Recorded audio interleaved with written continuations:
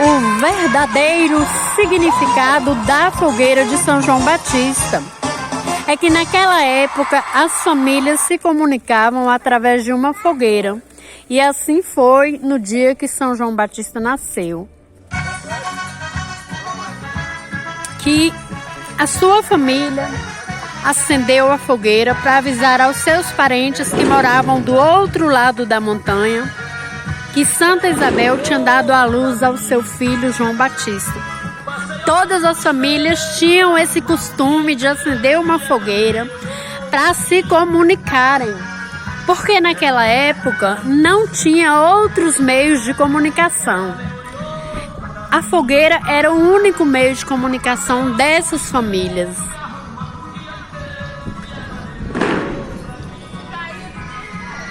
E assim foi no dia do nascimento deste grande profeta de Deus, São João Batista, nosso santo querido, amado do nosso coração.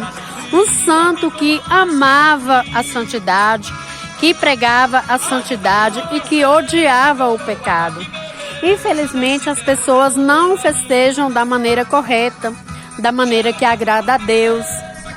Mas aqueles que conhecem a palavra de Deus festejam, né, da maneira certa, sem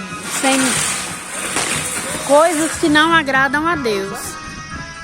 Então, que São João Batista, no dia de hoje, que é o dia da sua festa, do seu aniversário, que ele possa interceder a Deus por cada um de nós.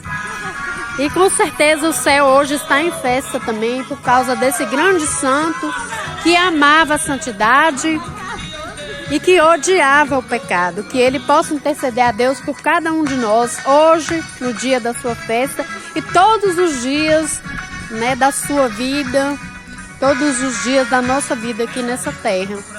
Esse santo que está na eternidade intercedendo por cada um de nós. E nós só temos que agradecer a Deus pela intercessão desse grande profeta, deste grande santo que está rogando a Deus por cada um de nós. Viva São João Batista! Viva! Viva! Viva!